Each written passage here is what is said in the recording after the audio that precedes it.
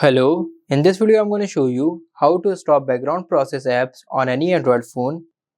Simply go in settings, scroll down, go in about phone, again scroll down, go in software information, simply scroll down to build number, tap 7 times on build number to enable developer options.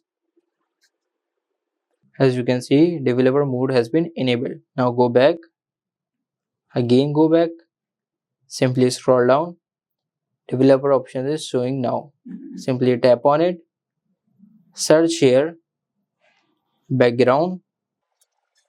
As you can see, background process limit is showing. Simply tap on it, tap on background process limit, select no background processes.